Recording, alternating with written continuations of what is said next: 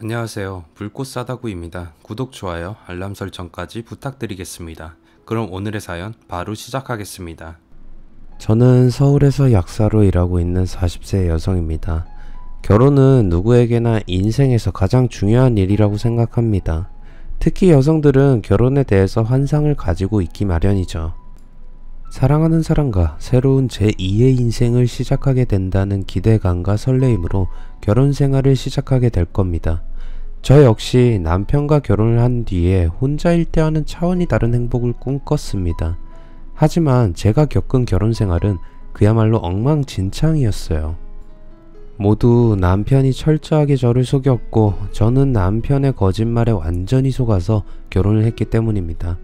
저를 속인 건 남편뿐만 아니라 한 사람이 더 있습니다. 어쩌면 남편보다는 그녀가 저를 속이고 이용했다는 사실이 더 비참하게 만들었어요. 그 여자가 누구인지는 제 이야기를 끝까지 들으시면 자연스레 아시게 될 겁니다. 저는 이곳에서 속아서 결혼한 다음에 피해를 본 여성들의 이야기를 종종 봤습니다. 하지만 제가 당한 사기 결혼은 다른 분들의 경험과는 차원이 다르게 충격적이고 역대 최고라고 생각이 되어서 오늘 여러분들에게 잘못된 결혼으로 인생이 처참하게 망가졌던 저의 아픈 경험을 들려드리려고 합니다. 저는 사업을 하시는 아버지와 내과 의사인 엄마 사이에서 태어났어요. 저는 돈을 잘 버시는 부모님 덕분에 돈 걱정이란 게 뭔지도 모르고 부족한 것 없이 자랐습니다. 외가와 친가 모두 경제적으로 상당히 부유한 편이라 초등학교 시절에는 학교에 아버지의 운전기사가 데려다 주곤 했어요.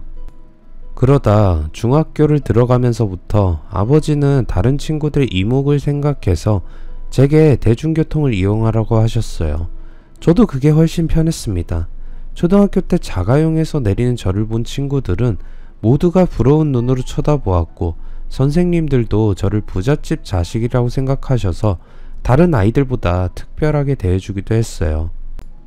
처음에는 남들과 다른 특권층만의 권리 같아서 괜히 우쭐해지기도 했지만 중학생이 되면서 철이 들자 다른 애들과는 다르다는 게 어색하고 싫어졌어요. 그리고 고등학교에 들어가면서 제게는 특별한 친구가 하나 생겼습니다.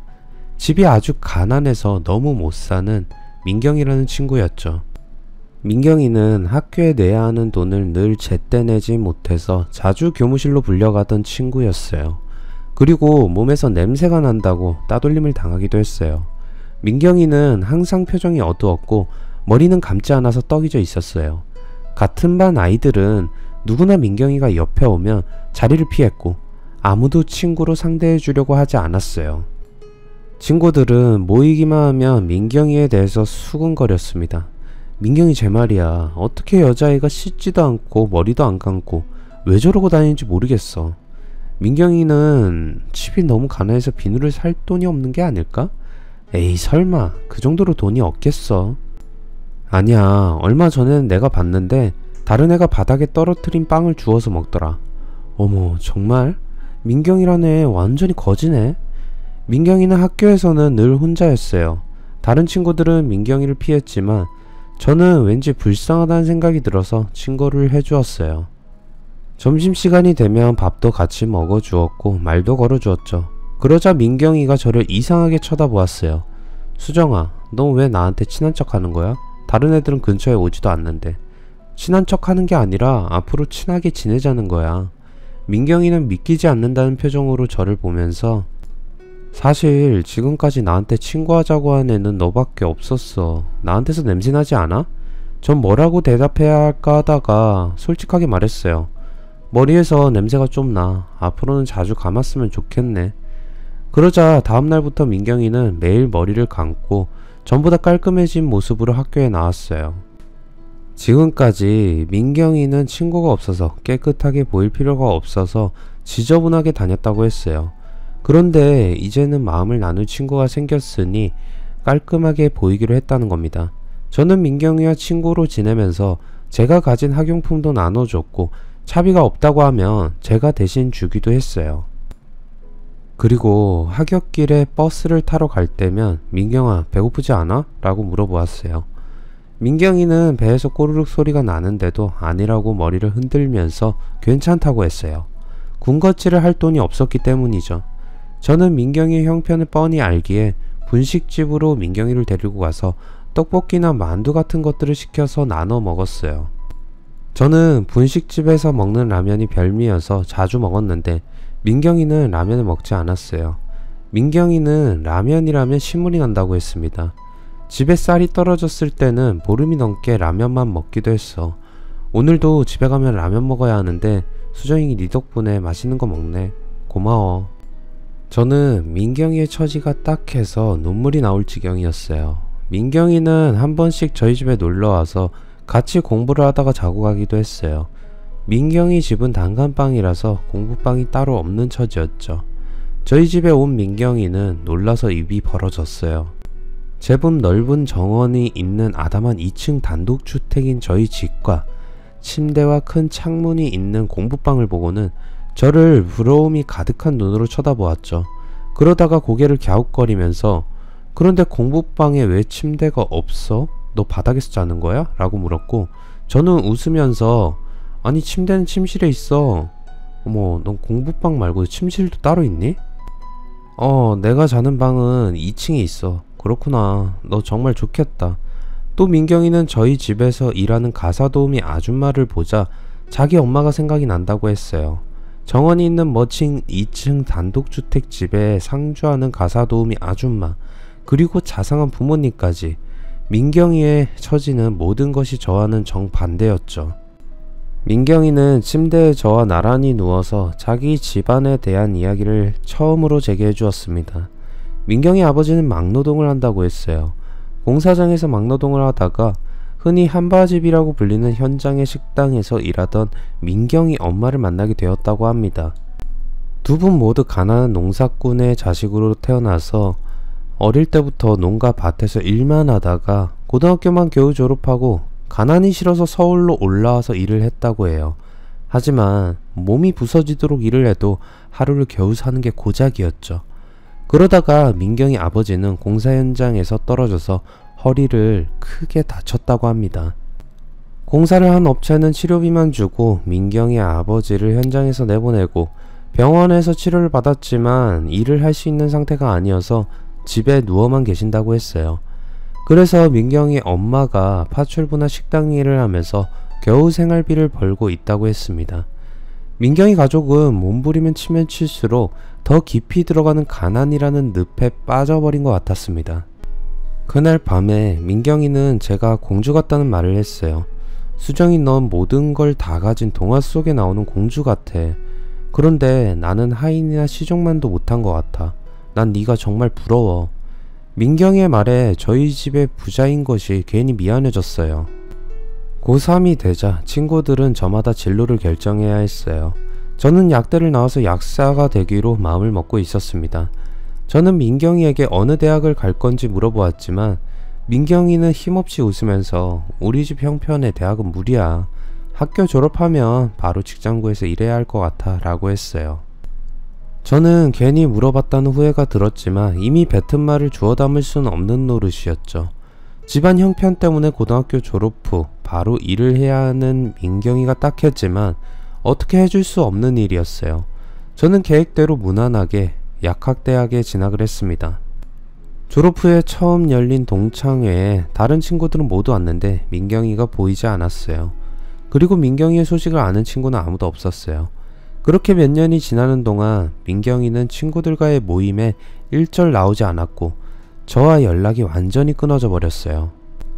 대학을 졸업할 무렵에 동창회에서 친구 중 하나가 내가 우연히 민경이 소식을 얼핏 들었는데 걔 미국으로 이민을 가서 산다고 하는 것 같더라 라는 말을 했어요. 그것이 제가 들은 마지막 소식이었어요. 약학대학을 졸업한 저는 약사 자격증을 땄습니다. 아버지는 약국을 제게 열어주셨어요. 얼마 전에 아버지는 건물을 하나 사셨는데 그 건물 1층에 제가 약국을 하도록 해주셨던 겁니다. 그 뒤로 2년 정도 저는 약국을 운영하는 데만 신경을 썼습니다. 그런데 정말 뜻밖의 사람이 제게 연락을 해왔어요. 민경이었어요. 저는 깜짝 놀랐어요. 그동안 무슨 일이 있었길래 동창회에 전혀 나타나지 않았냐고 묻자 민경이는 다음번 동창회에 와서 그간 무슨 일이 있었는지 전부 말하겠다고 했어요. 그리고 민경이는 8년 만에 저희들 앞에 모습을 드러냈습니다. 저를 포함한 친구들은 민경이를 보고 모두 깜짝 놀랐습니다. 민경이가 너무 달라진 모습으로 나타났기 때문입니다. 민경이는 더 이상 고등학교 시절에 꾀죄죄하고 냄새나는 찢어지게 가난한 집안의 딸이 아니었어요. 온몸을 명품으로 휘감고 귀티가 나고 아주 세련된 여성이 되어서 저희들 앞에 나타났습니다. 어머 민경아, 이게 웬일이니? 너 너무 달라졌다? 도대체 무슨 일이 있었던 거야? 놀란 제가 묻자 민경이는 여유있게 웃으면서 학교 졸업하고 처음에는 고생 꽤나 했는데 사람이 죽으란 법은 없는지 살 길이 열리더라. 민경이가 졸업하고 딱 1년 뒤에 아버지가 돌아가셨다고 합니다. 민경이 아버지는 허리가 아직 성하지 않았지만 가족들에게 미안해서 집에만 누워있지 못하고 일을 하러 나가셨다고 해요. 그런데 짐을 지고 있던 계단을 올라가던 민경이 아버지는 허리에 격한 통증을 느끼고 지고 있던 짐을 놓치면서 중심을 잃고 다시 공사장 바닥으로 떨어지고 말았다고 합니다. 하지만 이번에는 5층 높이에서 추락해서 불행하게도 민경이 아버지는 그 자리에서 사망하고 말았답니다. 하지만 세옹지마처럼 아버지의 죽음으로 민경이 엄마는 큰 돈을 받게 되었다고 해요. 민경이 엄마는 남편의 앞으로 생명보험에 들어놓았고 사망보험금이 나왔던 거죠. 민경이 엄마는 그 돈에 대출을 받아서 작은 가게라도 하나 열어서 살아볼 생각을 하고 있었는데 미국에 있던 민경이 사촌 오빠가 미국으로 이민을 오라고 했다는 겁니다. 민경이와 엄마는 여러 날을 고민을 하다가 어차피 한국에 있어도 별 볼 일 없으니 차라리 미국에서 새로 시작하기로 했답니다. 그동안은 사촌 오빠도 형편이 좋지 않아서 가난한 민경이를 걱정만 했지 도움을 전혀 주진 못했는데 사촌 오빠가 하던 유통사업이 조금씩 풀리고 있다고 했어요. 그때는 미국산 농산물을 아시아 지역으로 수출할 수 있는 허가권을 얻으려고 부지런히 알아보는 중이라고 했어요. 그 허가권만 있으면 엄청난 돈을 벌 수 있다고 했답니다. 그래서 민경이 엄마는 그의 말을 믿고 보험금을 그가 하고 있던 농산물 유통사업에 투자를 했다고 합니다. 그리고 1년 뒤에 수출 허가권을 받게 되었고 그때부터 민경이 사촌 오빠의 사업은 그야말로 대박이 나면서 돈을 엄청나게 벌게 되었다고 해요. 몇 년 동안 민경이도 사촌 오빠를 도와서 같이 사업을 하다가 이제는 고국인 한국으로 돌아와서 새로운 사업을 하려고 오빠와 같이 귀국했답니다. 친구들은 민경이를 보면서 정말 쥐구멍에 볕들 날이 있다더니 이게 웬일이야, 정말 너무 잘됐다, 대박난 거 축하해. 저마다 민경이의 대성공을 진심으로 축하해 주었어요. 그날 동창회가 끝나자 민경이는 제게 따로 와인을 한잔하자고 했어요. 학교 다닐 때 내가 너한테 신세를 너무 많이 졌잖아. 오늘은 내가 쏠게. 민경이는 저를 고급 와인바로 데리고 갔어요. 민경이는 제게 한국에서 무슨 사업을 하면 좋을지 알아봐 달라는 부탁도 했습니다. 그리고 제가 약국을 운영하면서 지내고 있다고 하자 결혼을 했는지 물어봤어요. 저는 아직 미혼이고 사귀는 남자도 없다고 했어요. 사실 그동안 여러 남자들을 만나봤지만 결과는 별로 신통치가 않았거든요. 제가 소개받은 남자들은 저희 집안이 가진 재산에 관심을 가지는 속물근성으로 가득한 남자들 뿐이어서 제 마음에 드는 사람은 없었어요. 제가 아는 지인들은 약사인 제게 어울릴 만한 남자들을 소개해 주었는데 모두 직업은 안정적이고 집에 돈도 있는 사람들이었죠. 하지만 문제는 한결같이 결혼을 거래의 대상으로 생각한다는 거였어요. 서로 가진 조건만 맞춰보려고 들었고 남녀의 애정이나 사랑 같은 데는 관심이 없었어요. 맞선을 봐도 서로가 가진 조건만 맞춰보다가 헤어지는 경우가 대부분이었죠. 민경이는 제가 아직 미혼이라는 걸 알게 되자 자기 사촌 오빠를 만나보라고 은근히 권했어요. 수정아, 우리 오빠 한번 만나봐. 오빠도 미국에서 대학 졸업하고 지금까지 사업만 하느라 제대로 된 연애 한번 해보지 못했어. 그런데 이건 내 오빠라서 하는 말이 아니라 정말 좋은 남자야. 저는 이미 사업을 하는 남자들 몇 명 만나본 적이 있어서 크게 기대를 하지 않았지만 민경이가 워낙에 자기 오빠 자랑을 늘어놓아서 만나보게 되었어요. 그런데 민경이의 사촌 오빠는 정말 멋진 남자였어요. 세련된 미국식 매너와 잘생긴 외모, 그리고 유창한 말솜씨는 제 마음을 확 사로잡았어요. 민경이 사촌 오빠도 저를 마음에 들어하는 눈치였어요. 저희들은 연애를 시작하게 되었고 몇 달 뒤에 결혼까지 약속하게 되었습니다. 저는 남편을 집으로 데리고 가서 부모님께 인사를 드리게 했어요. 부모님도 남편을 보더니 흐뭇한 얼굴로 고개를 끄덕이셨어요. 남편은 제가 어릴 때부터 미국에서 자라서 한국 문화는 아직 낯설어서 간혹 제가 실수를 하더라도 너그럽게 용서해주세요 라고 했어요. 아버지는 남편이 아주 마음에 드셨는지 아직 결혼도 하지 않았는데 한국에서 사업을 시작하면 도와주겠다는 말을 먼저 하셨어요.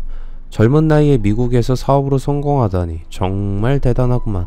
한국에서도 원하는 대로 한번 해보게. 내가 힘이 되는 데까지 도와줄 테니까. 그런데 한 가지 문제가 있었어요. 엄마가 남편하고 상견례 날짜를 잡으려고 하자 남편은 곤란한 표정을 지으면서 부모님이 모두 사업 때문에 바쁘셔서 결혼식에나 겨우 참석할 수 있을 것 같다고 했어요. 장모님, 정말 죄송한데 상견례는 생략하고 결혼식을 먼저 올리면 안 될까요? 엄마는 상황이 그렇다면 어쩔 수 없다면서 상견례는 생략하고 결혼식을 올리기로 했습니다. 결혼식 후에 필요한 자리에서 간단하게 상견례를 하기로 했어요. 그래서 저도 결혼식 날에야 시부모님을 처음 뵙게 되었어요. 시부모님도 인상이 선하고 인자했어요. 특히 시어머니는 저를 보고 꼭 안아주셨어요. 얘야, 정말 반갑다. 나도 너를 하루빨리 보고 싶어서 안달을 했는데 이제야 보는구나. 시아버지는 제 아버지와 같이 나란히 앉아서 사업에 대해서 여러가지 이야기를 하셨어요. 그런데 제가 들어보니 시아버지는 남편이 했던 것과는 약간 다른 말을 했어요. 아버지가 주로 수출하는 작물이 뭐냐고 묻자 시아버지는 말을 더듬으면서 남편을 쳐다보았고 남편이 나서서 밀과 콩입니다. 계절에 따라서 다른 작물을 수출할 때도 있고요 라고 대답을 했고 수출 지역이 어디냐고 묻자 시아버지는 아프리카라고 했어요. 제가 이상해서 저 아버님 혹시 아시아 아닌가요? 필리핀이나 인도네시아 같은. 그러자 시아버지는 아 그래 맞아 내가 깜빡했네. 나이가 되면 정신이 없어 라고 했어요. 아무리 정신이 없어도 자기 회사 상품을 수출하는 지역을 헷갈린다는 건 선뜻 이해가 안 되는 일이었어요. 하지만 아버지는 그걸 문제 삼지는 않았어요. 그렇게 결혼식 겸 상견례는 무사히 끝이 났습니다. 아버지는 기사에게 사돈 어른들을 숙소로 잡아둔 호텔로 모셔다 드리라고 했어요. 결혼 후에 저희들은 분가를 해서 살게 되었습니다. 그런데 애초에 남편은 신혼집은 자기가 마련할 테니 걱정 말라고 해놓고는 결혼을 하고 나자 딴소리를 하는 겁니다. 아버지가 돈을 보내주기로 했는데 지금 회사가 세무조사를 하는 시기라서 돈을 보낼 수가 없다고 하는데 어쩌지? 남편은 난감한 표정으로 이렇게 말했어요. 저도 집은 당연히 남편이 구할 거라 생각하고 있었기에 다른 수가 없었죠. 저희들은 당분간 친정에 들어가서 살기로 했어요. 남편은 본격적으로 여러 사람들을 만나면서 사업 구상을 하기 시작했습니다. 두어 달이 지나자 남편은 아버지에게 새로 시작할 사업에 대해서 장황하게 설명을 했습니다. 아버지는 남편의 말을 몇 마디 들어보지도 않고 됐어 조수방이 알아서 잘하겠지. 우선 이걸로 사업 착수금 보태 라고 하면서 1억짜리 수표를 주셨어요. 그때 저는 남편의 표정을 봤는데 무척이나 놀란 얼굴이었어요. 마치 1억이란 거금을 평생 처음 본 사람 같았어요. 게다가 수표를 지갑에 넣는 남편의 손은 떨리고 있었습니다. 아버지는 남편에게 다짐을 받듯이 말했습니다. 이 돈 공짜로 주는 거 아니야. 자네한테 투자를 하는 거야. 반드시 성공해서 몇 배로 갚아야 하네. 네, 장인어른 최선을 다하겠습니다. 남편은 대담 많은 자신만만하게 했어요. 남편은 사업은 시작했다고 하면서 늘 집에 늦게 들어오거나 회의를 하거나 지방 출장을 가야 해서 집에 못 들어온다고 하는 날이 많아졌어요. 저는 그러려니 하고 있었는데 이상한 건 시간이 지나도 남편은 집에 생활비를 줄 생각을 하지 않았어요. 생활비를 주기는커녕 사업상 급전이 필요하다고 하면서 제게서 돈을 가져가는 일이 자주 있었어요. 작게는 몇백만 원부터 1,000만 원까지. 사업을 시작한 초기라서 돈이 많이 들어가는 건 이해를 하겠지만 미국에 있다는 돈은 왜 쓰지 않고 제게서 돈을 가지고 가는지 알 수가 없었죠. 제가 물어봐도 남편은 자금이 묶여 있다는 말만 되풀이했어요. 하지만 참는데도 한계가 있어서 6개월이 지나자 저는 남편에게 당신이 한다는 사업은 잘 되고 있는 거야? 아무리 촉이라도 돈이 들어가기만 하고 나오질 않으니 이상하잖아. 우리 곧 애도 가져야 되는데 이런 상태로는 장래 계획을 세울 수가 없잖아. 나도 당신이 걱정하는 거 잘 알아. 하지만 사업은 잘 되고 있으니까 걱정하지 마. 단지 미국에서 들어오기라 한 돈이 사정상 묶여서 그래. 2달 뒤에는 자금이 풀릴 거고 공장도 다음 달부터는 가동을 시작할 거야. 그러면 당신한테서 가져간 돈은 한 번에 정리할 수 있고 생활비도 줄 테니까 그렇게 알아. 알았어. 2달만 내가 참을게. 남편이 열심히 사업을 하는데 마누라가 옆에서 바가지나 긁어서는 안 될 일도 안 될 거란 생각을 하고 입을 다물었죠. 그러다 민경이가 오랜만에 연락을 해서 만나자고 했어요. 민경이는 고급 승용차를 몰고 약국 앞에 나타나서 호텔 레스토랑으로 가서 저녁을 먹었어요. 민경이는 한강이 보이는 최고급 아파트에 산다고 했어요. 지금 생각해도 꿈을 꾸는 것만 같아. 내가 이렇게 여유로운 생활을 하게 될 거라고는 상상도 못했거든. 민경이는 끼니를 걱정해야 했던 예전의 가난에 대한 기억을 떠올렸어요. 하지만 이제는 부족한 것 없는 처지가 되었으니 마음껏 즐기면서 살겠다고 말했고 가끔씩 저와 같이 다니면서 좋은 음식도 먹었고 좋은 곳으로 나들이도 다녔습니다. 남편은 며칠 뒤에 곧 가동을 시작할 공장을 제게 보여주겠다고 했어요. 일요일이 되자 저는 남편과 같이 경기도에 있는 공장으로 갔습니다. 공장에는 남편의 동업자인 공장 책임자가 나와 있었어요. 공장 책임자는 오늘은 일요일이라 아무도 출근하지 않아서 공장 문을 닫아놨어요. 밖에서 한번 둘러보시죠 라고 하면서 공장 바깥만 보여주었어요. 공장은 제법 규모가 컸어요. 실제로 공장을 보니 저도 마음이 놓이고 안심이 되었죠. 공장 책임자는 저의 불길한 마음을 읽었는지 모든 게 잘 될 거라고 큰 소리를 쳤습니다. 사모님, 걱정하지 마시고 이제부터는 대박이 나서 떼돈만 벌면 어디에 돈을 쓸지나 고민하세요. 그런데 친정에 들렀던 저는 아버지에게서 뜻밖의 말을 들었습니다. 아버지가 남편에게 2억을 추가로 투자했다는 겁니다. 아마 남편은 아버지에게도 공장을 보여주고 공장 가동에 필요한 경비를 지원받은 것 같았어요. 남편은 그런 말을 저한테는 전혀 하지 않아서 살짝 불안했지만 그래도 저는 2달 뒤에는 해결된다는 남편의 돈을 가지고 오기를 기다렸는데 약속한 2달이 지나도 남편이 여전히 돈을 가지고 오지 않았어요. 그러다가 남편은 도저히 안 되겠다면서 직접 미국에 다녀야겠다고 하면서 출국을 했습니다. 그런데 남편이 미국으로 출장을 간 다음에 전 의외의 장소에서 시부모님을 보게 되었어요. 친하게 지내던 친구의 아버지가 돌아가셔서 조문을 가게 되었습니다. 문상을 마치고 나오자 친구는 제게 자리를 마련해 주었어요. 저는 그냥 나오긴 못해서 육개장만 빨리 먹고 나오려고 자리에 앉았는데 제 눈에 시부모님이 앉아있는 게 보였습니다. 전 깜짝 놀라서 시부모님에게 다가갔어요. 어머 아버님, 그리고 어머님, 여긴 어쩐 일이세요? 미국에서는 언제 들어오셨어요? 그러자 저를 쳐다본 시아버지는 어리둥절한 눈빛으로 아니 저를 아세요? 라고 물었고 오히려 제가 황당해졌어요. 그러자 옆에 있던 시어머니는 아마 비슷한 사람을 착각했나 보군요. 분명히 시부모님이 맞는데 저를 전혀 알아보지 못했어요. 전 너무 이상했지만 더 이상 우길 수도 없어서 그냥 물러났습니다. 친구는 장례식장 밖까지 나와서 저를 배웅해 주었어요. 수정아 고마워. 그래도 너밖에 없다. 요새는 시국이 어수선해서 모두 온라인으로 조의금만 보내는데 넌 직접 와주니 말이야. 이래서 조문객 알바를 쓰기 잘했어. 장례식장에는 사람들이 많아야 허전하지 않는 법이야. 전 조문객 알바라는 말에 멈춰서서 친구를 쳐다봤습니다. 친구는 외동딸이라 형제가 없고 친구나 친지들이 많지가 않아서 조문객 알바를 썼다고 했어요. 제 머릿속에는 뭔가 이상한 느낌이 스쳐 지나갔습니다. 전 친구에게서 대행 알바를 하는 업체의 연락처를 받았습니다. 저는 며칠 후에 그 대행 업체를 찾아가서 결혼식 날 혼주 대역을 찾는다는 말을 하고 혹시 부모 대역을 할 사람의 얼굴을 볼 수 있냐고 물었어요. 그러자 직원은 대역들의 사진을 여러 장 보여주었어요. 전 시부모님의 사진을 쉽게 발견했고 그들에게 대역을 맡기겠다고 했어요. 직원도 이분들이 인상이 좋아서 부모 대역으로 자주 나가세요. 실제로 부부지간이시고요 라고 했어요. 저는 직원에게 그분들에게 사전에 말해둘 게 있으니 미리 만나게 해달라고 했어요. 그리고 사무실에서 두 사람은 저를 다시 보고 놀라고 크게 당황했어요. 저는 결혼식 사진과 영상을 보여주면서 솔직하게 말하고 다그치자 그들은 더 이상 도망치지 못하고 모든 걸 털어놓았어요. 시어머니 역할을 했던 아줌마가 먼저 입을 열었어요. 부부가 와서 부모 대역을 부탁한다면서 미국에서 사업을 하는 재미교포 행세를 해달라고 했어요. 우린 그 두 사람이 결혼하는 줄 알았는데 알고 보니 신랑은 그대로인데 아내가 그쪽이어서 저도 이상하게 생각을 했어요. 아마 민경이와 남편이 대역을 의뢰했던 것 같았죠. 시아버지 대역을 했던 아저씨도 한마디 했어요. 그런데 말이야, 자기들 형편이 어려우니 대역 일당을 조금만 깎아달라고 하더라고.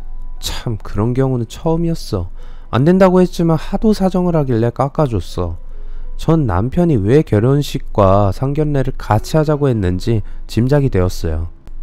대행 알바비를 줄이기 위해서였어요. 전 마음이 불안해지기 시작했어요. 설마 남편이 하는 불안감이 마음속에서 올라오기 시작했습니다.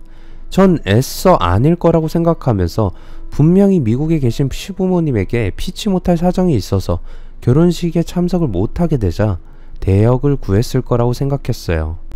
하지만 왜 그런 말을 하지 않았을까? 정말 사정이 있다면 결혼식을 미루면 그만이었는데 왜 대역을 구해서 결혼식을 치른 것일까? 생각을 할수록 풀리지 않는 의문만 생겼어요. 그래, 일주일만 있으면 남편이 귀국하니까 그때 모든 걸 확실하게 물어보고 정리하자. 전 이 문제에 대해서는 더 이상 생각하지 않기로 했어요. 그런데 더 충격적인 말이 제 귀에 들렸습니다. 오랜만에 만난 친구가 민경이와 남편을 마트에서 봤다고 하는 겁니다. 수정아, 내가 이틀 전에 네 남편이랑 민경이를 봤는데 마트에서 같이 장을 보더라. 친구는 제 남편을 이틀 전에 봤다고 했는데 말이 안 되는 소리였어요. 제 남편은 열흘 전에 미국으로 갔는데 말이에요. 전 남편은 미국에 있는데 무슨 헛소리를 하냐고 말하려다가 친구의 말을 더 들어봐야 할 것 같아서 민경이랑 남편은 사촌지간이니까 마트에서 장을 볼 수도 있지 라고 했어요. 그러자 친구는 아무리 그래도 둘이 너무 다정한 것 같더라. 팔짱을 끼고 카트 밀고 다니는 폼이 영락없이 부부 같았어. 그런데 둘이 내가 사는 동네에 있는 빌라에 들어가더라? 아마 민경이가 거기 사는 것 같아. 그 말에 저는 머리가 어지러워졌어요. 민경이는 분명히 한강변 최고급 아파트에 산다고 했는데 제가 아무리 애를 쓰면서 부정해 봐도 남편이 저를 속였다는 생각밖에 들지 않았어요. 그리고 민경이 역시 남편과 공모를 한 게 분명했죠. 친구의 말이 사실이라면 남편은 제게 미국에 출장을 간다고 속이고 민경이의 집에서 살고 있는 겁니다. 전 심장이 터질 것 같았고 분한 마음이 들어서 얼굴이 붉게 상기되었어요. 저의 표정 변화를 친구가 걱정스럽게 쳐다보았기에 저는 겨우 마음을 다스리고 친구에게 같은 동네에 사니까 혹시라도 남편과 민경이가 같이 있는 걸 보게 되면 사진을 찍어달라고 부탁을 했어요. 만약 남편이 사업을 한다고 했던 말까지 거짓말이었다면 저는 남편을 도저히 용서할 수 없을 것 같았어요. 저는 같이 일하는 약사에게 약국을 맡겨놓고 경기도에 있는 남편의 공장으로 차를 몰고 갔습니다. 전 그곳에서 남편의 실체를 똑똑하게 알게 되었어요. 저를 본 공장장은 급히 고개를 돌리고 외면했지만 저는 그를 붙잡고 사실대로 말해달라고 매달렸어요. 그러자 공장장은 믿기 힘들 정도로 충격적인 말을 해주었습니다. 아휴, 이렇게 된 마당에 더 숨길 수도 없네. 당신 남편이란 놈은 작년에 이 공장에서 몇 달 일한 적이 있어요. 직원이 필요하진 않았는데 당장 아기 분유값이 필요하다고 하도 사정을 해서 일하게 해줬어요. 그런데 갑자기 출근을 안하고 사라져 버리더라고. 참, 그러다가 얼마 전에 멋지게 차려입고 나타나서는 자기가 이 공장 사장인 것처럼 연기를 해달라고 했어요. 내가 처음에는 안 된다고 했는데 돈을 100만원이나 주는 바람에 그만 미안해요. 그러니 나한테 따지지 말고 당신 남편한테 따져요. 정말 남편이란 놈은 양파 같은 인간이었어요. 까도 비밀이 끝없이 쏟아지는 겁니다. 그런데 공장장은 남편이 아기 분유값이 필요하다고 했는데 그렇다면 남편에게 애가 딸려 있다는 말인지 혼란스러웠어요. 하지만 그것은 며칠 뒤에 해결되었습니다. 남편이 미국 출장을 마치고 돌아왔다고 거짓말을 하면서 집에 온 겁니다. 저는 남편의 웃는 얼굴에 따기를 날려주고 싶었지만 아직은 참아야 했습니다. 남편은 자기가 미국에 들어가서 확실하게 모든 걸 정리하고 왔으니 며칠 내로 돈이 들어올 거라고 했어요. 저는 역겨운 그놈의 얼굴을 한시도 보고 싶지 않았지만 그놈이 지금까지 가져간 아버지와 제 돈을 받아내려면 확실한 증거를 잡아야 했습니다. 전 남편놈 몰래 휴대폰부터 살펴보았습니다. 가장 먼저 눈에 들어온 건 민경이가 보낸 문자였어요. 자기 잘 들어갔어? 수정이 년한테 그동안 우리가 같이 있었다는 거 들키지 않도록 연기 잘해야 돼. 염려하지마. 그년한테는 내가 돈 문제 해결하러 미국에 출장 간다고 했으니까 그대로 믿을 거야. 그런데 정말 돈 문제는 어떡하지? 내가 차 사고 빌라 구하고 우리 가게 차리고 남은 게 없잖아. 그건 내가 알아서 할게. 지금 장사가 제법 되니까 조금씩 갚아 나가다 트집을 잡아서 이혼해버리면 돼. 나도 사랑하는 자기랑 같이 살고 싶다고. 나도 그래 자기야. 사랑해. 하여튼 그년하고 같이 있어도 내 생각만 해야 돼. 사랑해. 전 맥이 탁 풀려서 휴대폰을 바닥에 떨어뜨리고 말았습니다. 이것들이 미쳤다는 생각밖에 들지 않았습니다. 어이가 없게도 민경이와 남편은 동거를 하는 사이였어요. 아마 남편은 저를 만나기 전부터 민경이의 동거남이었을 겁니다. 둘은 사촌지간도 아니었고 지금까지 제게 했던 말은 전부 거짓말이었어요. 남편은 저희 친정에서 받아간 돈으로 민경이와 동거를 하는 빌라를 구했고 민경이에게 고급차를 사주었고 가게도 열었던 겁니다. 정말 억장이 무너지는 일이었지만 두 년놈들은 제가 준 돈으로 동거를 하고 생활비를 충당해왔던 거죠. 정말 용서할 수 없는 인간 쓰레기 같은 것들이었어요. 남편이란 놈은 그렇다 쳐도 민경이가 어떻게 저한테 이런 파렴치한 짓을 저지를 수가 있는지 저는 분하고 억울해서 미칠 것 같았어요. 제가 민경이한테 얼마나 잘해줬는데 아무도 상대를 안 해주는 거지 같은 년을 친구로 생각해서 늘 보살펴 주었는데 그녀는 은혜를 원수로 갚은 겁니다. 저는 치가 떨릴 정도로 분해서 당장 이것들을 찾아가서 요절을 해버리고 싶었어요. 때마침 친구에게서 연락이 왔어요. 방금 전에 두 년놈이 빌라로 들어가는 걸 봤다고 하는 겁니다. 친구는 빌라 근처에서 민경이와 마주쳐서 인사까지 했다고 해요. 다행히 남편은 먼저 빌라로 들어가서 친구를 보지 못했다고 했어요. 저는 친구와 같이 민경이의 빌라로 갔습니다. 친구가 초인종을 누르자 민경이가 문을 열어주었어요. 어머 주희야, 방금 요 앞에서 봤는데 무슨 일이야? 그게 말이야. 친구의 뒤에 있던 제가 앞으로 나서자 민경이는 사색이 되어서 문을 닫으려고 했어요. 전 몸으로 문을 막고 안으로 들어갔습니다. 민경이는 벌벌 떨면서 수정아, 그러려고 한 게 아닌데 미안해.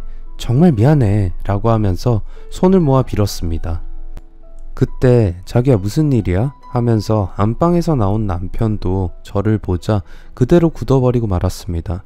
저는 그동안 참고 또 참았던 분노를 모아서 남편 놈의 뺨을 세게 여러 차례 갈겨버렸습니다. 이런 쓰레기 같은 자식, 나를 속이고 내 친구랑 동거를 해? 세상에 본처 돈으로 동거하는 년 먹여 살리는 건 세상에서 너밖에 없을 거야, 이 개쓰레기 같은 놈아. 남편은 할 말이 없는지 고개를 숙이고 가만히 서 있었습니다. 전 민경이에게도 나는 너 같은 년을 친구로 생각해서 정말 진심으로 잘해주었는데 넌 나를 그냥 호구로 보고 동거남이랑 짜고 돈을 뜯어내? 너도 정말 인간 말종 쓰레기야. 저는 한참 동안 악을 쓰면서 민경이에게 욕을 퍼부었어요. 그리고 어느 정도 마음이 가라앉자 민경이는 왜 저한테 이런 말도 안 되는 짓을 했는지 천천히 털어놓았습니다. 그래, 처음부터 널 이용하려고 했던 건 맞아. 그런데 나도 일이 이렇게 커질 줄 몰랐어. 졸업 후 1년 뒤에 아버지가 돌아가신 건 사실이라고 했어요.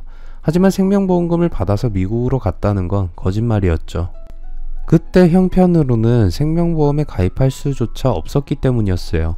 민경이는 편의점 알바 같은 일을 하면서 엄마와 함께 살았는데 엄마도 당뇨 합병증으로 쓰러져서 병원에 장기 입원하게 되자 살던 집에 전세 보증금을 빼서 병원비로 충당하고 고시원에 방을 얻어서 살게 되었다고 합니다. 민경이는 그 고시원에서 남편을 만나게 되었다고 해요.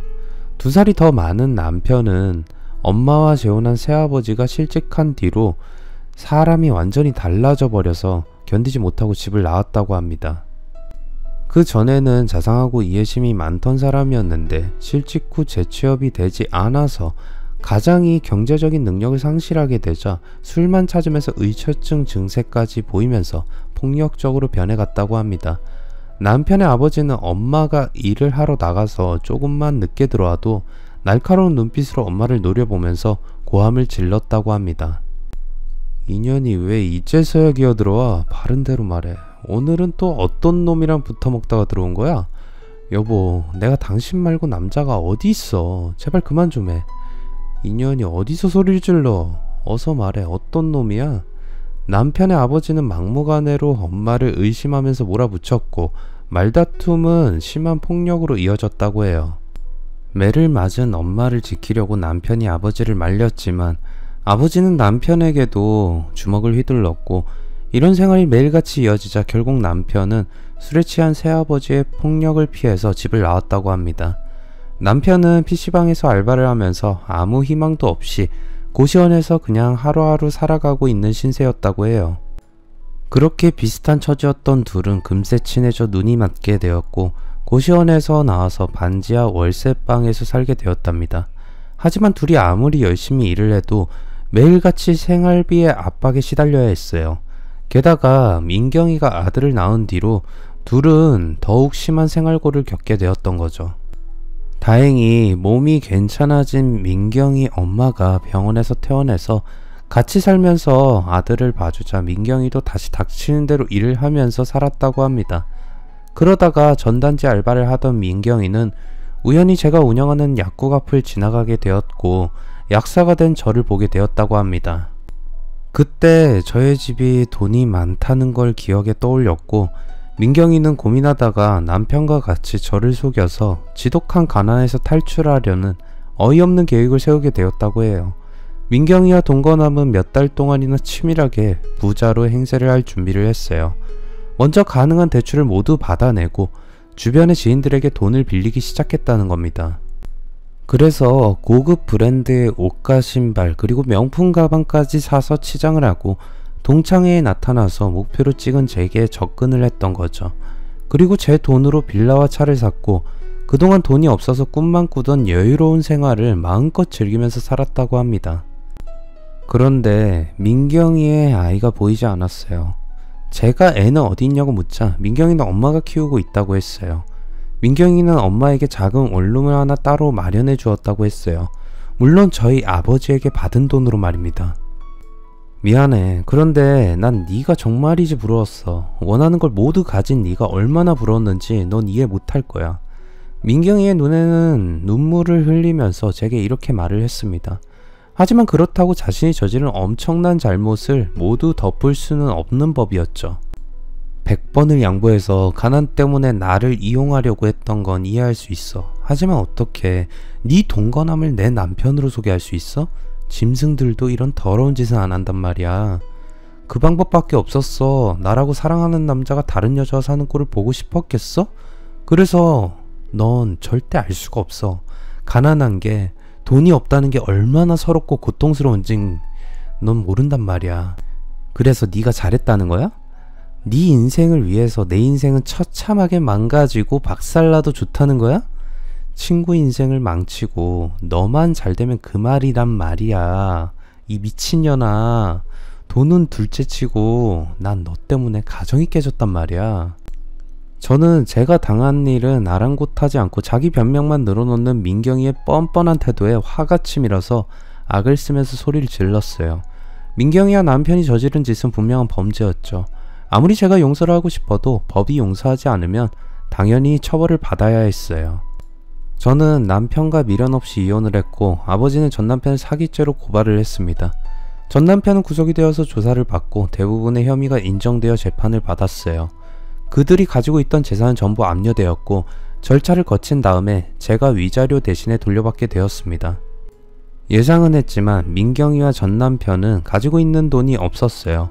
저는 민경이가 가지고 있던 차와 명품 가방과 옷가지들을 모두 받아서 챙겼지만 저희 집에서 가져간 돈으로 산 빌라에는 민경이와 엄마 그리고 아들이 전세로 살게 해주었습니다. 민경이의 가게도 제가 위자료 대신 받게 되었어요. 전 가게를 처분하려다가 가게에 가보고 마음이 바꿨습니다. 작은 샌드위치 가게였지만 손님들이 많아서 장사가 제법 잘 되었어요. 샌드위치는 민경이가 직접 만들었는데 제가 먹어봐도 뭐랄까 다른 샌드위치와는 다른 독특한 맛이 들어있었어요. 민경이만의 비법이 있는 것 같았어요. 저는 민경이에게 제안을 했어요. 이 가게 처분하지 않고 네가 계속 장사를 하게 해줄 테니까 매달 나한테 위자료 갚아. 제 말을 들은 민경이도 알았다고 하면서 고개를 끄덕였어요. 재판을 받고 집행유예로 풀려난 전 남편은 민경이와 함께 장사를 시작하면서 매달 제게 돈을 갚고 있습니다. 다른 사람에게 피해를 주는 헛된 욕심을 부리지 않고 주위의 형편에 따라서 살아가는 법을 배울 때까지는 매달 계속해서 위자료를 받아낼 생각입니다. 두 번째 사연입니다. 저는 서울에서 살고 있는 43세의 여성입니다. 대학을 졸업하고 취업을 해서 그냥저냥 평범하게 살아가던 저는 결혼을 하고 나서 처음으로 인생의 쓴맛을 제대로 보게 되었어요. 모두 쓰레기 같은 남편 때문이었죠. 결혼 전 연애를 할 때만 해도 남편이 그 정도로 막대먹은 인간일 거라고는 상상조차 하지 못했어요. 제가 미리 알았더라면 남편과 결혼을 하지도 않았을 테죠. 남편이야 원래 인간성이 바닥이었다 치더라도 시어머니가 제게 했던 기가 막힌 행동들은 저를 참을 수 없이 분하게 만들었습니다. 7년 전에 저는 남편과 이혼을 하고 헤어졌는데 시어머니는 가정 파탄의 책임을 전부 저한테 뒤집어 씌우려고 했어요. 제가 남편이 결혼 전부터 더러운 짓들을 해왔다고 말했지만 시어머니는 욕설을 퍼붓고 심지어 협박까지 했습니다. 남편과 이혼 절차가 마무리될 때까지 몇 달간 저는 남편과 시댁 식구들에게 끔찍하게 시달렸고 후유증 때문에 정신과 치료를 받아야 했습니다. 이혼 후에 많은 시간이 지났지만 제 가슴 속에는 억울함이 응어리처럼 남아 있었어요. 누구라도 붙잡고 제가 당한 어처구니 없는 일을 하소연하고 싶어서 오늘 작심하고 글을 올리게 되었습니다. 저희 집에는 다른 집안과는 다르게 대물림이 되어서 내려오는 독특한 전통이 있었어요.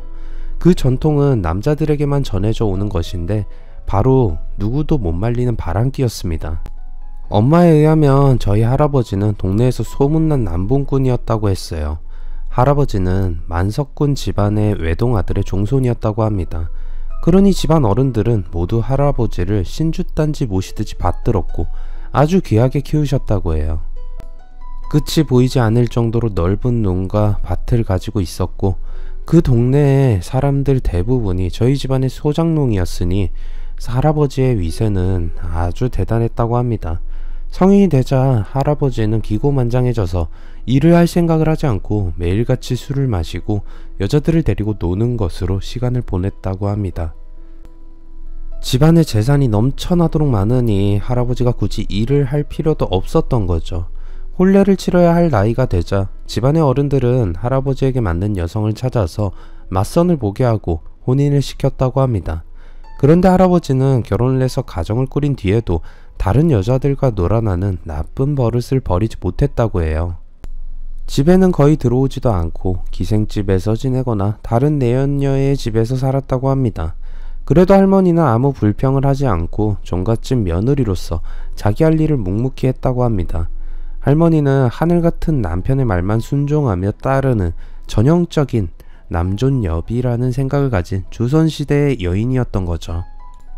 그런데 할머니가 아버지를 낳은 지 1년이 지난 다음에 집안에 날벼락 같은 일이 생기고 말았어요. 할아버지가 내연녀의 집에서 관계를 하다가 심장마비로 허망하게 세상을 떠나고 말았던 겁니다. 할머니에게는 아들만 둘이 있었는데 아버지는 작은 아들이었고 제게는 큰아버지가 되는 형이 있었습니다. 할아버지가 세상을 떠난 다음에 할머니는 두 아들을 혼자서 키우셨어요. 하지만 시댁이 워낙 부자여서 별 어려움 없이 아들 둘을 키울 수가 있었어요. 그런데 할아버지가 안 계신 집안에 큰아버지가 문제를 일으켰습니다. 할아버지의 남봉꾼 기질을 그대로 물려받은 큰아버지는 할아버지가 살아계실 때와 똑같은 짓을 하면서 집안 어른들의 애를 태웠다고 합니다. 큰아버지는 술과 여자에 빠져 집안의 재산을 축내더니 급기야 도박에도 손을 댔다고 해요. 집안 어른들과 할머니가 어떻게든 큰아버지의 마음을 돌려보려고 서둘러 결혼을 시켰지만 그건 불이 난 집에 기름을 들이붓는 꼴이 되고 말았다고 합니다. 큰아버지는 집안에서 정해준 신부감이 마음에 들지 않아서 결혼을 하지 않겠다고 했지만, 할머니는 바람기에 젖어있는 큰아버지의 마음을 바로잡는 유일한 방법은 혼인을 시켜서 가정을 이루는 것이라고 생각해서 큰아버지의 뜻은 무시하고 억지로 혼례를 밀어붙였다고 해요. 하지만 처음부터 애정이 없는 결혼은 엄청난 비극으로 마무리되고 말았어요. 큰아버지는 마음에 들지 않는 아내를 멀리하고 늘 밖으로 돌면서 다른 여자들과 관계를 맺고 다녔다고 합니다. 큰어머니는 할머니와 다르게 기가 센 여성이어서 대놓고 바람을 피우는 남편을 가만두지 않았다고 합니다. 처음에는 큰어머니도 좋게 말하면서 큰아버지의 마음을 돌려보려고 했지만 듣지 않자 말다툼을 하게 되었고 큰 싸움으로 번지기도 했다고 합니다. 그래서 큰 집에서는 하루가 멀다 하고 부부싸움을 하게 되었다고 해요. 그러다 큰아버지의 내연녀가 임신을 한 채로 그녀의 엄마와 함께 집에 찾아왔다고 합니다. 큰아버지의 애를 가진 내연녀는 고작 20살이었다고 해요. 가정에 있는 유부남이라는 놈이 멀쩡한 처녀를 임신시켜서 구말리 같은 앞길을 망쳤으면 책임을 져야 할 거 아니야. 어떻게 할 거야? 어떻게 책임질 거냐고. 집안에서는 그야말로 날벼락이 떨어진 거죠. 할머니는 임신한 내연녀의 엄마에게 손이 발이 되도록 빌고 사정을 하고 많은 돈을 주고 내연녀가 애를 낳으면 조용히 입양을 보내기로 하고 겨우 마무리 지었다고 합니다. 하지만 그것으로 끝이 날 리가 없었죠. 화가 머리끝까지 난 큰엄마는 이제 도저히 큰아버지와 같이 살지 못하겠다고 하면서 이혼을 하겠다고 난리를 쳤다고 합니다. 못난 자식을 둔 죄로 다시 할머니가 나서서 큰어머니를 달래보았지만 소용이 없었다고 해요. 할머니는 소송을 하겠다고 날뛰는 큰어머니를 진정시켜서 원하는 대로 위자료를 주고 합의 이혼을 하는 것으로 마무리를 지었다고 합니다. 그렇게 두 차례나 핵폭탄급 충격을 겪고 나자 집안 형편은 완전히 기울어 버렸다고 합니다. 그나마 다행인 것은 대학을 졸업한 아버지는 성실하고 착한 성격이어서 여자 문제로 할머니가 마음고생을 하도록 만들지는 않았다고 합니다. 아버지는 공부도 잘했고 머리도 좋아서 졸업 후에 원하던 대기업에 바로 취업이 되었다고 해요. 아버지는 회사 안에서 만난 엄마와 1년간 연애를 하다가 결혼을 하게 되었다고 합니다. 아버지가 결혼을 하자 할머니는 할아버지와 큰아버지 생각이 나서 몹시 불안하셨다고 해요. 혹시라도 아버지마저 여자 문제로 집안에 분란을 일으키면 어쩌나 하는 불안감이 할머니를 사로잡았던 겁니다. 그래서 할머니는 용한 무당을 찾아갔다고 합니다. 네 집안 남자들한테 남봉꾼 귀신이 씌었구나. 그런데 걱정하지 말어. 그 귀신이 큰아들한테 들러붙어서 한번 말아먹고는 도망갔으니까 말이야. 큰아들이 액땜을 크게 해줬으니 이제부터는 아무 문제가 없을 거야. 무당은 집안 남자들에게 대대로 전해지는 바람기를 큰아버지가 집안을 크게 말아먹는 것으로 액땜했으니 이제 더 이상 여자 문제로 집안이 시끄러운 일은 없을 거라고 했답니다. 정말 무당의 말대로 아버지와 엄마는 부부싸움 한 번 없이 너무나 다정한 인꼬 부부로 살아가셨고 오빠와 저 일남 일녀를 낳으셨어요. 할머니는 아버지가 다른 여자에게는 눈도 돌리지 않고 잘 살아가는 모습을 보시고 이제야 집안의 평화가 찾아왔다고 생각하게 되셨고 제가 대학에 들어갈 무렵에 편안하게 눈을 감으셨어요. 그런데 그 남봉꾼 귀신이 제 오빠에게 들러붙어 버렸습니다. 오빠는 건설회사에서 일을 하고 있어서 지방의 공사 현장에 출장을 가는 일이 자주 있었어요. 그런데 오빠는 어이없게도 출장을 가는 지방의 내연녀들을 두고 새언니 몰래 무려 2년 동안이나 3명의 내연녀와 동거를 해왔다고 해요. 오빠의 은밀한 동거는 참 어이없게 발각이 되었어요. 오빠는 공사를 하는 기간 동안 현장에서 상주를 하면서 하청업체인 시공사의 공사를 감독을 했는데 그 시공사 직원에게 자기가 마누라 몰래 지방마다 3명의 내연녀를 두고 짜릿한 생활을 하고 있다고 자랑했다고 합니다. 그 직원은 오빠를 부러워하는 눈빛으로 쳐다봤다고 해요. 정 과장은 도대체 어떻게 마누라한테 들키지 않고 3명의 여자와 즐기면서 살 수가 있어? 그건 다 나만의 노하우가 있지. 그 첫 번째가 바로 절대로 털끝만큼도 증거를 남기면 안 된다는 거야. 오빠는 새언니는 물론이고 내연녀들에게도 자기가 총각인 것처럼 행세를 하고 다녔다고 했답니다. 그녀들은 모두 곧 유부남인 오빠와 정식으로 결혼하게 될 거라는 헛된 꿈을 꾸고 있었다고 했어요. 그래서 전부 4명의 여자들에게 의심받지 않도록 스케줄 관리를 철저하게 하고 휴대폰에서 톡이나 문자는 바로바로 삭제하는 치밀함이 있어야 한다고 직원에게 말했답니다.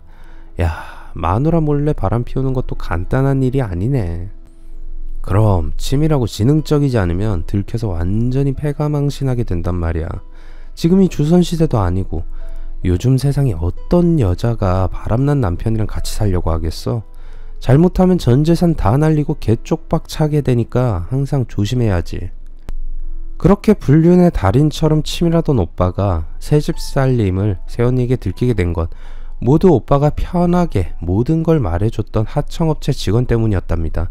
공사 현장에 남편을 만나러 온 아내에게 직원은 오빠가 엄청난 바람둥이란 걸 말해주었는데 그의 아내가 재수없게도 새언니의 친구였던 거죠. 새언니 친구는 오빠를 대번에 알아보았고 서울로 돌아와서 새언니에게 모든 걸 말해주었다고 합니다. 새언니는 눈이 확 뒤집혀서 아무것도 모르고 싱글벙글하면서 출장에서 돌아온 오빠를 앙칼지게 몰아세웠다고 합니다. 당신 나를 바보 천치로 알아? 2년이 넘게 다른 년들이랑 딴살림 차려놓고 감쪽같이 나를 속여? 아니 당신 무슨 소리 하는 거야? 말도 안 되는 소리 하지마. 오빠는 증거를 대라고 하면서 자신만만하게 큰 소리를 쳤지만 새언니는 놀랍게도 오빠가 직원에게 자랑삼아 했던 말을 녹음한 파일을 증거로 들이밀었다고 합니다. 앞불싸. 그제서야 오빠는 그날 직원이 자기도 오빠의 비법을 잘 드러놓았다가 써먹겠다고 하면서 대화를 녹음했던 게 기억이 났던 거죠. 그날 오빠는 새언니에게 죽도록 당하고 이혼소송을 당했어요. 새언니는 앙칼진 구석이 있어서 뭐든지 한번 시작하면 끝장을 보는 성격이었어요.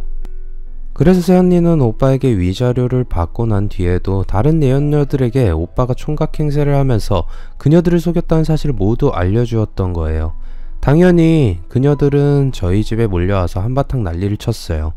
예전에 할머니처럼 엄마도 2번 연속으로 핵폭탄을 맞게 되자 거의 기절 직전의 상태가 되고 말았어요. 오빠는 도망을 가서 집에 들어오지 않았고 사고는 아들이 쳤지만 뒷감당은 엄마가 해야 하는 상황이 되었던 거죠. 선택의 여지가 없는 엄마는 큰돈을 들여서 그녀들과 합의를 봐야 했어요. 모든 문제가 해결된 뒤에 집에 온 오빠는 엄마와 아버지에게 혼이 났고 그 뒤로 절대로 결혼을 전제로 여자를 만나지 않게 되었어요. 오빠는 비혼주의자로 살면서 서로 마음이 맞으면 하룻밤 즐기는 상대로만 여자를 만났어요. 엄마는 예전에 할머니가 해준 말이 떠올라서 아버지에게 의심의 눈길을 돌렸어요. 하지만 아버지는 집안의 다른 남자들과는 완전히 딴판이었어요. 아버지는 오직 집과 회사밖에 모르는 생활을 30년이 넘게 해오셨어요. 그때 아버지는 특유의 성실함과 업무 처리 능력을 인정받아서 평사원이 올라갈 수 있는 최고 단계의 고위급 임원으로 근무를 하고 계셨고, 엄마가 회사의 직원들에게 물어봐도 모두들 아버지를 칭찬하는 말만 들렸다고 해요. 그래서 엄마는 아버지를 믿고 마음을 놓고 있었는데, 제가 대학을 졸업하고 막 취업을 했을 때 믿었던 아버지마저 여자 문제를 일으키고 말았습니다. 어떻게 보면 아버지가 바람을 피웠다기보다는 아버지의 돈을 노린 사기꾼 같은 꽃뱀에게 당한 것이었죠. 아버지는 금융자산을 회사에 소속된 재무설계사에게 맡기고 있었는데, 아버지를 담당하는 재무설계사가 30대 중반의 젊은 여자로 바뀌었다고 합니다. 처음에는 고객과 자산관리자의 관계로 만났는데 어느 순간부터 그녀는 아버지를 유혹하기 시작했다고 합니다. 밤마다 외롭다느니, 당신이 생각이 나고 그립다느니 하는 야한 문자를 자주 아버지에게 보내더니 급기야 자신의 알몸을 찍은 사진이나 샤워를 하는 동영상을 찍어서 아버지에게 보내는 일까지 있었다고 합니다. 이쯤이 되자 아무리 부처님 같은 냉정한 아버지의 마음도 흔들리게 되었던 겁니다. 매해는 장사가 없고 10번 찍어 안 넘어가는 나무 없다는 말처럼 아버지도 눈에 띄는 미모를 가진 젊은 여자의 치명적인 유혹에는 당해낼 재간이 없었던 거죠. 그녀가 쳐놓은 덫에 걸려든 아버지는 엄마 모르게 내연관계를 가지게 되었는데, 그녀는 아버지와의 관계를 사진과 영상으로 남겨놓고 아버지를 협박하기 시작했다고 합니다. 원하는 돈을 주지 않으며 회사와 엄마에게 모든 걸 알리겠다고 협박을 한 겁니다. 가정을 소중하게 생각했던 아버지는 그녀의 협박에 굴복하고 돈을 주게 되었는데 엄마가 눈치를 채게 되었어요.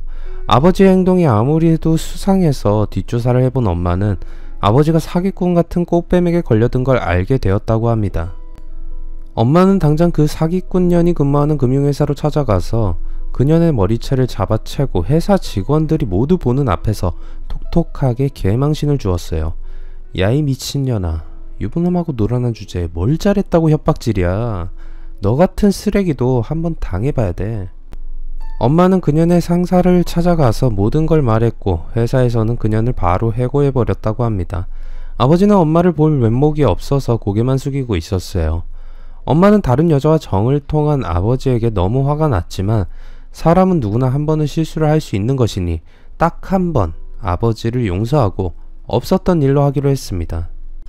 그러자 아버지는 엄마에게 더 신경을 쓰고 잘해주셨어요. 이런 게 전화위복이겠죠. 하지만 그때부터 엄마와 저는 바람을 피우는 남자라며 치를 떨게 되었어요. 바람을 피울 거면 결혼을 하지 말든가 아니면 깨끗하게 이혼을 하고 다른 여자를 만나야 한다고 생각해요. 배우자 몰래 두 집 살림을 하는 건 남자든 여자든 용서할 수 없는 배신행위예요.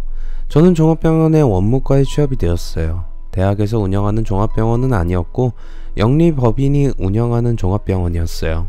저는 대학에서 사회복지를 전공했는데 그 병원의 원무과에는 복지지원팀이 있었어요. 형편이 어려운 환자들이 의료 혜택을 받을 수 있도록 해주고 퇴원 후에도 공공기관의 사회복지사와 연결해주는 지원 업무를 하는 부서였어요. 저는 그 병원에서 제약회사 영업사원이던 남편을 만나게 되었어요. 남편은 병원에 영업을 하러 오면 꼭 원무과에 들려서 저희들에게 피로회복제나 영양제를 챙겨주곤 했어요. 사실 제가 일하는 복지지원팀은 제약회사와는 전혀 상관이 없는 부서였지만 남편은 병원의 모든 직원들에게 웃으며 먼저 인사를 했어요. 안녕하세요. 오늘도 행복하고 좋은 하루 되세요. 감사합니다. 남편은 책상마다 돌면서 드링크나 영양제를 줄 때도 기분 좋은 인사말을 덧붙였어요. 저는 남편이 인사를 하면 아무리 바빠도 웃으면서 네, 행복한 하루 보내세요. 고마워요. 라고 대답을 해주었어요. 하지만 다른 직원들은 대부분 남편이 말을 해도 대꾸는커녕 쳐다보지도 않았고 하지만 유일하게 제가 그의 인사를 화답을 해주니 남편과 저는 조금씩 친해지게 되었어요. 시간이 지나자 인사를 넘어서서 개인적인 일도 서로 말하게 되었고 남편이 점심시간에 들리게 되면 구내식당에서 같이 밥을 먹는 사이가 되었어요.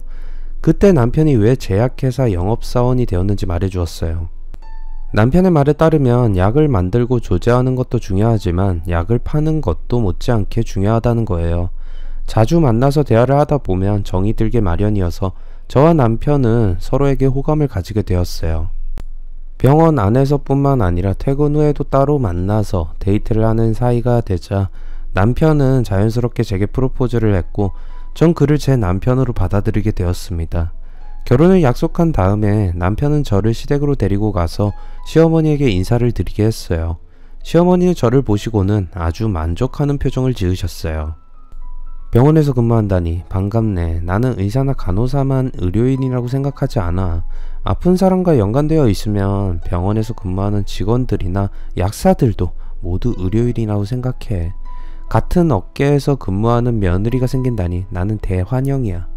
저는 시어머니와의 첫 대면에서 합격점을 받았다 생각하고 마음이 놓였어요. 남편에게는 손 아래 시누이가 한 명 있었는데 스튜어디스라고 했어요. 국제선이 아니라 국내선 여객기를 탄다고 했어요. 시누이는 외모가 받쳐주는 스튜어디스답게 오똑한 코와 입술이 매력적인 여자였어요. 저는 시누이가 저를 어떻게 생각할지 걱정이 되었는데 다행히 시누이도 저를 좋아하는 것 같았어요. 언니 반가워요. 우리 오빠가 사람이 너무 좋아서 모질지 못해서 걱정이에요. 언니가 옆에서 잘 도와주세요.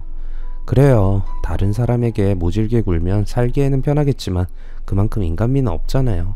성격이 좋은 건 장점이지 단점은 아니에요. 글쎄 언니가 그렇게 생각한다면 뭐 문제될 건 없죠. 그리고 언니 말 편하게 해요. 알았어. 그럼 말 놓을게 다이야. 신우이는 항공사 승무원답게 사람을 대하는 태도가 아주 나긋나긋했고 부침성이 있었어요. 그래서 저희들은 얼마 지나지 않아서 친자매처럼 허물없이 지내게 되었습니다.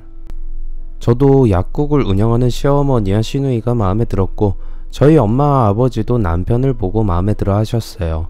인상이 아주 선해 보이는구나. 내가 보기에 네 아버지처럼 바람을 피울 사람 같진 않아. 엄마는 아버지 쳐다보면 들으라는 듯이 말을 했어요. 어허, 이 사람이 언제까지 그 이야기를 울고 먹을 작정이야. 그래도 찔리긴 하나 보네. 사실 솔직히 말해서 나 정도 되니까 눈 감아주고 그냥 사는 거라고 생각해요. 성질 더러운 여자 같았으면 벌써 이혼당했을 거라고. 그래, 알았어. 미안해. 그만해. 엄마는 아버지의 실수를 기회가 있을 때마다 상기시켰어요. 그리고 엄마는 말을 하지 않았지만 오빠에게도 의미 있는 눈빛을 주면서 무언의 압박을 가했어요. 그때마다 오빠도 지은 죄가 있는 터라 아무 말도 하지 않고 딴청을 부렸습니다. 시댁과 친정 모두 저와 남편을 마음에 들어하니 저의 결혼 준비는 일사천리로 진행이 되었어요. 상견례에서 시어머니는 혼수를 간소하게 하자고 먼저 말하셔서 저희 엄마를 흐뭇하게 만드셨어요.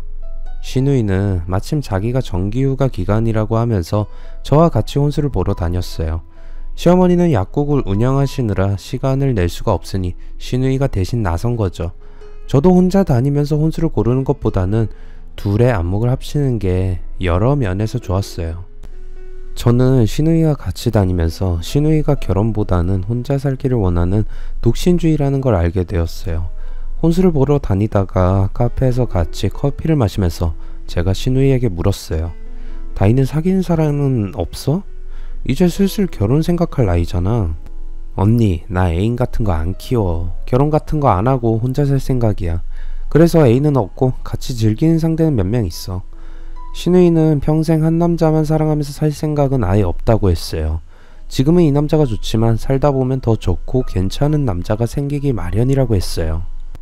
그러면 자연스럽게 눈이 그 남자에게 갈 것이고 그러다 바람이라도 나서 가정이 깨지는 걸 자기는 원하지 않는다고 했어요. 나는 영원한 사랑 같은 건 없다고 생각해요. 그래서 결혼 같은 틀에 묶이지 않고 자유롭게 즐기면서 살 거예요. 엄마도 그러라고 하셨거든. 근데 한 번은 아주 개진상 같은 놈을 만나서 골치 아파 죽을 뻔했어.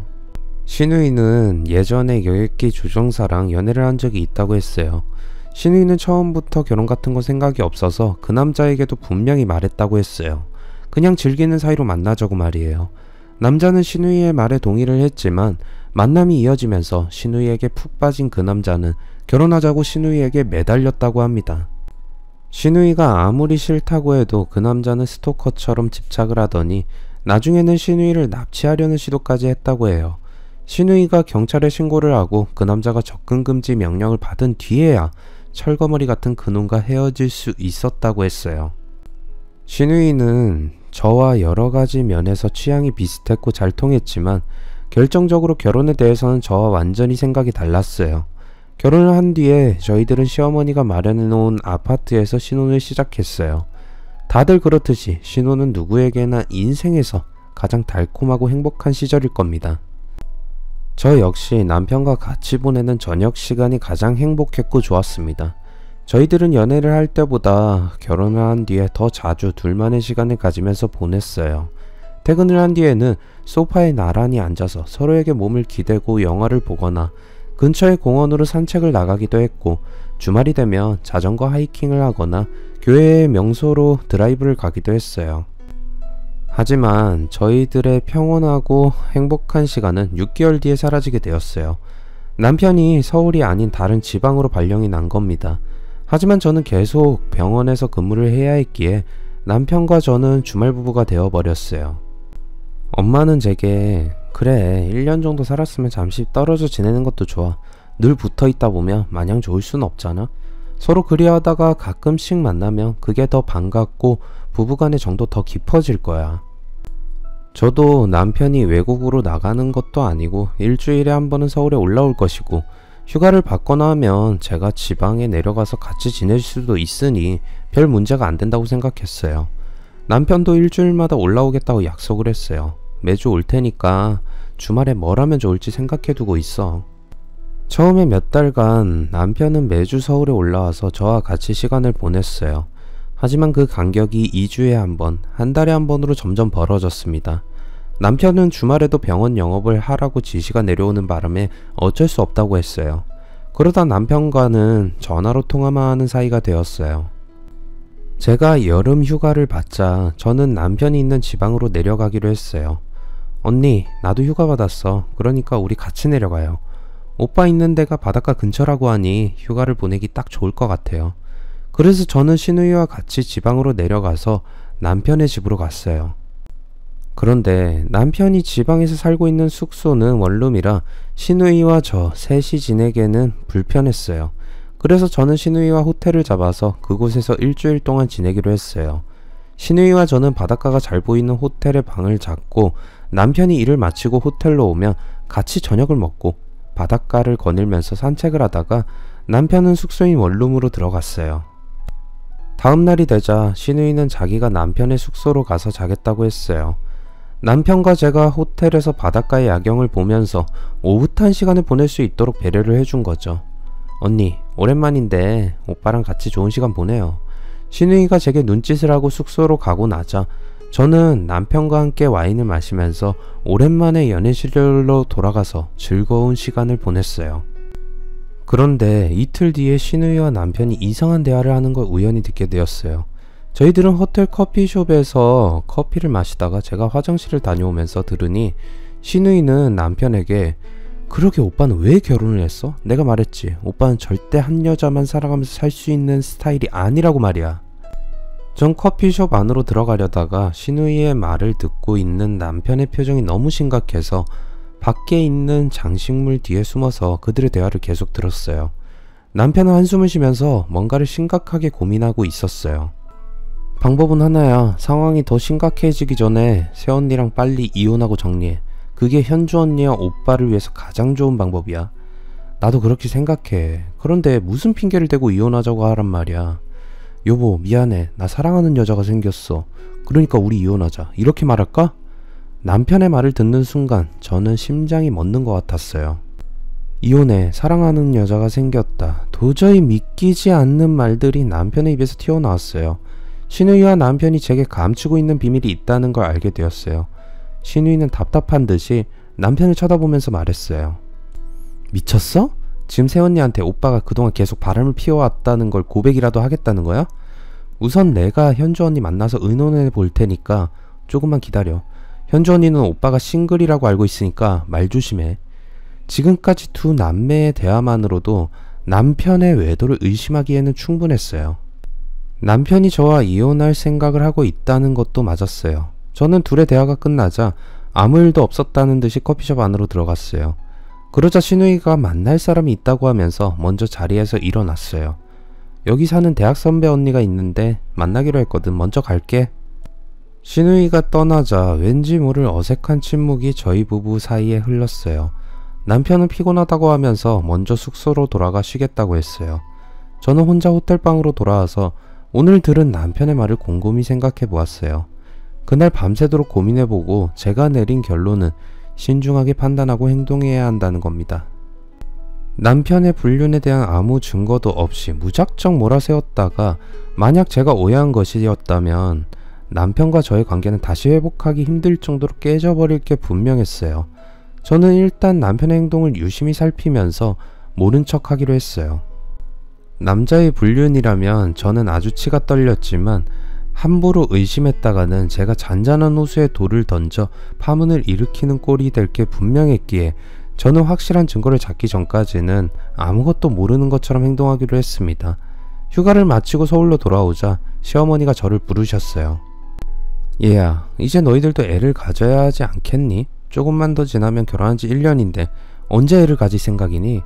어머니, 남편이 아직 지방에 있어서 애를 가질 기회를 만들기가 쉽지가 않네요. 내년쯤에는 그이가 서울로 복귀를 한다고 하니까 그때 애를 가질 생각이에요. 제 말을 들은 시어머니는 인상을 찌푸리셨어요. 뭘 내년까지 미루니? 애를 가지는 거야. 둘이 노력만 하면 하룻밤에도 되는 거 아니야? 말 같지도 않은 핑계 대지 말고 서둘러서 임신은 생각해라. 그런데 어머니, 저도 일을 하고 있고 그이도 한 달에 한 번이나 두 달에 한 번 올라오니 타이밍 맞추기가 쉽지가 않네요. 그럼 병원은 그만두고 네가 지방에 내려가서 살면 되는 거 아니냐? 너 요즘 들어 이상하게 내가 말하는데 꼬박꼬박 대꾸를 하면서 대들더라? 아니 어머니, 제가 대드는 게 아니라 현실적인 사정을 말씀드리는 거예요. 병원은 어머니가 계속 다녀도 좋다고 하셨잖아요. 그런데 왜 갑자기 그만두라고 하시는 거예요? 제가 묻자 시어머니는 제가 따지면서 대든다고 생각하셨는지 버럭 화를 내셨어요. 넌 끝까지 말대답하면서 따지는 거냐? 시애미가 애를 가지라고 하면 그냥 내라고 하면 될 것이지. 이러쿵 저러쿵 토를 다니까 병원은 그만두라고 하는 거 아니냐. 내가 그렇게 안 봤는데 아주 버르장머리가 없어. 하여튼 올해 안으로 애를 가져. 안 그러면 널 며느리로 생각 안 할 테니까 알아서 해. 전 갑자기 확 달라진 시어머니의 태도에 아주 당황했습니다. 불과 한 달 전까지만 해도 시어머니는 아직 젊으니 애는 천천히 가지라고 하셨어요. 요즘은 보통 30 중반에 애를 낳는 노산이 유행이라고 하시면서 노산이 꼭 나쁜 것만은 아니라는 말도 하셨어요. 여자의 자궁은 30대 중반에 가장 건강하고 탄력적이어서 그때 애를 낳으면 순산하는 여성들이 많다는 연구 논문도 있다는 말을 했던 사람이 바로 약사인 시어머니였어요. 그런데 이제는 당장 올해 내로 애를 가지라고 윽박지르며 재촉하시는 거예요. 전 영문을 알 수가 없었습니다. 그런데 몇 주 뒤에 서울에서 온 남편은 시어머니를 만나고 온 다음에 어두운 표정으로 제게 말했어요. 여보, 엄마가 올해 내로 애를 가지라고 하셔. 그 말씀은 나한테도 하셨어. 그런데 말이야, 만약 올해 내로 임신을 못하면 당신하고 이혼하라는 말을 하시네? 뭐? 이혼? 전 깜짝 놀랐어요. 제게 며느리로 보지 않겠다고 말씀하신 속뜻이 이혼을 시키겠다는 것이었어요. 엄마가 왜 애를 빨리 가지라고 재촉하시는지 모르겠지만 일단 애를 가지도록 하자. 그때까지 저희들이 관계를 할 때마다 남편이 남성용 피임기구를 사용해서 피임을 하고 있었어요. 이제부터는 피임을 중단하기로 했어요. 하지만 한 달 내내 아무 때나 관계를 한다고 바로 임신이 되는 건 아니기에 저는 주말마다 남편이 있는 지방으로 내려가기로 했어요. 그때부터 남편은 제게 관계를 하기 전후에 먹으라고 약을 주었어요. 이거 무슨 약이야? 호르몬 촉진제야. 여성들에게 호르몬 분비를 촉진시켜서 임신이 잘 되도록 도와주는 약이야. 특허까지 받은 신약이라고. 어서 임신을 해야 당신이 스트레스에서 벗어날 거 아니야. 당신 정말 세심하구나. 고마워. 저는 남편과 관계를 하기 전후에 꼭 남편이 주는 약을 챙겨 먹었습니다. 저는 주기를 잘 맞춰서 관계를 가졌기 때문에 두어 달 만에 임신이 될 거라고 생각했어요. 그런데 이상하게 3개월이 지나도록 임신이 되질 않았어요. 그러자 저는 초조해지기 시작했어요. 저는 남편과의 관계에 정성을 다했고 약도 잘 챙겨 먹었는데 이상한 일이었죠. 10월이 되자 저는 정신적으로 불안한 상태가 되었어요. 이제 2달 뒤면 올해가 지나가는데 만약 그때도 임신이 되지 않으면 어떻게 해야 하나 라는 걱정이 되기 시작했어요. 전 더욱 남편과의 관계에 집중을 했고 그러면서 자연스럽게 남편의 불륜에 대한 의심은 제 머릿속에서 사라지게 되었어요. 그러다가 저는 남편의 숙소인 원룸에서 이상한 걸 보게 되었어요. 분명히 남편의 것이 아닌 여성의 긴 머리카락이었어요. 그리고 여자의 직감은 원룸에 남편이 아닌 다른 여자가 다녀가는 게 확실하다고 말하고 있었어요. 그때 제 머릿속에 임신 때문에 그동안 잊고 있던 남편과 시누이의 대화가 떠올랐어요. 저는 제가 없는 일주일 동안 원룸 안에서 무슨 일이 벌어졌는지 알아보기 위해서 소형 몰카를 가지고 와서 남편 몰래 설치를 했습니다. 그리고 설로 올라왔는데 엄마가 김장을 담근 김치와 밑반찬들을 가지고 집에 오셨어요. 넌 아직도 소식이 없니? 이상하네. 그렇게 노력을 하는데도 왜 애가 들어서지 않을까? 나도 모르겠어. 그것 때문에 스트레스 받아서 미치겠어. 마음을 편하게 가져. 조급할수록 더 임신이 안 되는 법이야. 그리고 엄마, 그이가... 아니야. 전 엄마에게 남편이 다른 여자를 만나는 것 같다는 말을 하려다가 아직은 때가 아니란 생각이 들어서 그만두었어요. 엄마 성격에 사이가 바람을 피운다고 하면 당장 남편에게 달려가서 요절을 내버릴 게 불을 보듯 뻔했기 때문이었어요. 엄마가 시어머니에게도 김치를 가져다 주라고 하셨기에 저는 김치를 싸들고 시댁으로 갔습니다. 그런데 시댁에는 아무도 없는지 조용했어요. 저는 안방문을 열어보았지만 시어머니는 없었어요. 어딜 가셨지? 다시 문을 닫으려고 하는데 제 눈에 화장대 서랍이 반쯤 열려있는 게 보였어요. 그리고 그 안에 눈에 익은 약들이 보였습니다. 바로 남편이 제게 준 호르몬제였어요. 그런데 약이 들어있는 케이스를 보고 저는 기겁을 하고 말았습니다.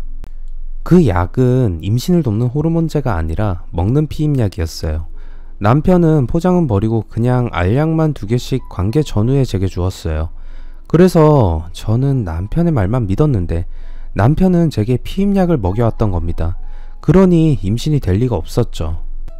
저는 남편에게 속았다는 섬뜩한 느낌과 함께 참기 힘들 정도로 분노가 치밀어 올랐어요. 안방에서 나오자 서재에서 시어머니와 남편의 목소리가 들렸어요. 저는 발소리를 죽여서 조심스럽게 서재로 다가갔습니다. 엄마, 현주가 임신했어. 그래, 잘 됐구나. 그년한테는 약은 잘 먹이고 있지? 그럼 그녀는 임신이 잘 되는 약인 줄 알고 열심히 먹고 있지.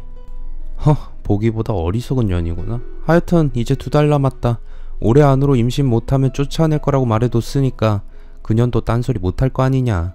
그러니까 방심하지 말고 관계 전후에 2알씩 잘 챙겨 먹여야 한다. 올해가 가기 전에 가지면 만사 도루묵이야. 걱정하지마. 그년하고 이혼하고 나면 현주랑은 잘 살 테니까. 네 말은 못 믿겠다. 네가 갈아치운 여자가 몇 명이냐? 넌 바람을 피우려고 태어난 놈 같아. 아이고, 내 아들만 아니었어도 상종도 안 할 텐데. 전 시어머니와 남편이 끔찍하고 충격적인 대화에 머리가 하얗게 변해버렸어요. 이제야 왜 시어머니가 제게 임신을 다그쳤는지 알 것 같았어요. 모두 남편과 저를 이혼시킬 빌미를 만들기 위해서였어요. 그때 서재에서 남편과 시어머니가 밖으로 나오는 기척이 느껴졌어요. 저는 재빨리 화장실로 달려가서 문은 잠갔습니다. 그리고 시어머니가 밖으로 나와서 거실에 있는 보자기를 발견했어요. 아니, 이게 뭐냐? 누가 왔나? 그 말을 듣고 저는 요란하게 물을 내리고 화장실에서 나왔어요. 아니, 네가 연락도 없이 웬일이냐? 네, 엄마가 김장김치 좀 드리라고 했어요. 근데 당신은 주말도 아닌데 웬일이야? 서울 본사에 일이 있어서 이제 내려가야지. 시어머니와 남편은 제가 그들의 대화를 들었을 거라고는 생각을 못하고 있었어요. 주말이 되자 저는 남편의 원룸으로 내려갔고 남편이 없는 사이에 몰카를 확인해 보았어요. 예상은 하고 있었지만 막상 남편이 내연녀와 알몸으로 격한 소리를 내면서 침대에서 뒹구는 걸 두 눈으로 보자 억장이 무너지는 것 같은 처참한 심정이 되었어요. 저런 짓을 해가면서 내연녀에게는 임신을 시키고 정작 본처에게는 피임약을 먹여왔던 겁니다. 이제 모든 게 명백해졌고 저를 철저하게 속이고 기만해온 남편과 시어머니를 용서할 수가 없었어요. 남편이 돌아오자 저는 몰카 영상을 보여주었어요. 깜짝 놀란 남편은 얼굴을 돌렸지만 저는 남편에게 소리를 질렀어요. 왜 얼굴을 돌려? 네가 저지른 짓인데도 부끄럽니? 이 쓰레기 같은 놈아. 어떻게 이따위 짓을 나한테 할 수가 있어? 이 더러운 자식아. 남편은 한동안 말이 없다가 체념하고 제게 모든 걸 털어놓았습니다. 남편은 총각 시절부터 여러 여자들과 자유롭게 연애를 해왔다고 합니다. 그러다가 제가 마음에 들어서 결혼을 하게 되었는데 그때 남편은 이제부터 저만 사랑하겠다고 생각한 것이 아니라 제게 들키지 않고 비밀스럽게 다른 여자를 만날 생각을 하고 있었다고 합니다. 들키면 불륜이지만 안 들키면 낭만적인 로맨스라는 거죠. 지방으로 발령을 받게 되자 오빠가 혼자 외로울 것을 염려한 시누이가 이혼하고 그 지방에서 혼자 사는 선배 언니를 소개해 주었다는 겁니다. 처음에 남편도 그냥 즐기는 사이라고 가볍게 생각했는데 그녀를 사랑하게 되었다고 해요. 그러자 시어머니와 짜고 임신을 못한다는 빌미로 저와 이혼을 하려고 했던 거죠.